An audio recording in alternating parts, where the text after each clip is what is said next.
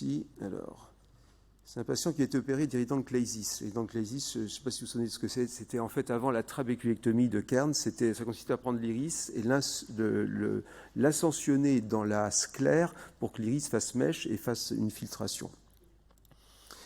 Opéré à l'âge de 1 an, il a 70 ans. Là, son œil, son champ visuel, une densité dentaliale de 1300, un astigmatisme cornéen de 4 dioptries au centre. Mais il ne regarde pas par le centre, il regarde par la périphérie qui est très peu astigmate. Une cataracte quasi noire. Il est prof d'informatique, il travaille encore à près de 70 ans. Donc en fait, l'idée c'est d'ouvrir la pupille, de la tenir dilatée sur un iris un peu floppy comme vous voyez. Et c'est pas la meilleure idée que j'ai eue de mettre un autre Malugine, vous allez voir pourquoi. Donc là, on avance doucement. Alors, le film est un peu accéléré parce que la chirurgie a duré quand même 50 minutes. Donc je ne vais pas vous imposer 50 minutes de vidéo, bien sûr. On essaie de faire un exercice le plus centré possible. On aurait pu prendre du bleu, mais ce n'était pas indispensable, parce qu'on voyait quand même bien la qualité de nos microscopes est telle qu'on peut éviter ça. L'hydrodissection avec une canule fine pour éviter justement l'explosion de la capsule, car on ne voit pas bien le passage postérieur de la vague postérieure. Bon, une phaco, on fait comme on peut. Il est tellement dur que même le chop ne marche pas très bien. Et en fait, ce qui se passe, c'est que regardez l'anneau, il se désengage, évidemment, parce qu'il est tenu sur 3 œilletons et pas 4. Celui du haut, évidemment, l'iris, il n'y en a pas en haut puisqu'il est dans la sclère. Donc on remet du visqueux. N'oublions pas qu'il n'y a que 1350 cellules par millimètre carré. On fait très attention et on va sortir notre anneau. Et en fait, on coince le noyau pendant ce temps-là. Donc ce n'était pas ce qu'on voulait non plus. On peut fragmenter le noyau comme ça peut être une nouvelle technique, mais ce n'était pas le but. Donc on continue, on remet du visqueux plusieurs fois. Je vous passe les détails, évidemment, et on arrive à enlever le noyau. Et là, on arrive donc sur un noyau qui est à peu près, enfin, un œil qui est propre, il n'y a plus de noyau du tout, une capsule qui est là, mais là, collapsus du sac par une espèce de poussée vitréenne, de glaucome malin ou équivalent, donc mannitol, et pendant ce temps-là, on en profite pour mettre nos petits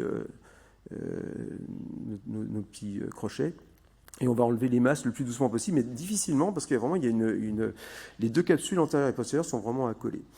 Ça se tasse quand même un petit peu avec le temps, on voit que notre excis est bien. Et on va mettre l'implant prévu, 19,5 cylindre de 6. Parce qu'en fait, on ne va pas réutiliser la pupille du haut du début. Vous allez voir pourquoi. Donc on le met. Alors la difficulté aussi, c'est que la pupille est un peu floppy, elle est resserrée. Il faut qu'on le mette dans le bon axe. Donc il faut d'abord aller chercher le visqueux derrière cet implant pour pas qu'il tourne. Et petite précaution, qu'on va faire des petites manipulations, on va le laisser d'emblée à 10 degrés de l'axe prévu qui était 177 degrés. Et on termine par la réfection de la pupille. Alors, Simser modifié, enfin bon, on met des points en pratique.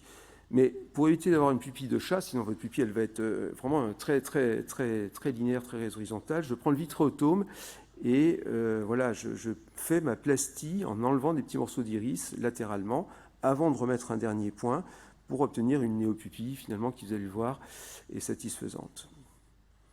Voilà, c'est un patient qui a, vous allez voir, bien récupéré une acuité avec un astigmatisme résiduel de, voilà, même pas une dioptrie. Voilà, je vous remercie. Pascal, c'était une anesthésie de quel type? Pardon? Anesthésie de quel type? Anesthésie générale. Générale, sans aucun doute. Vraiment. Et j'ai bien fait parce que l'espèce de glaucome malin qui m'a fait, je pense que ce serait passé difficilement. 50 minutes, c'est quand même un peu long pour l'atopique. On peut faire une sous-ténonienne aussi, comme le fait souvent Stan, mais je pense que, honnêtement, raisonnablement, je préférais faire ça. Alors, merci Pascal.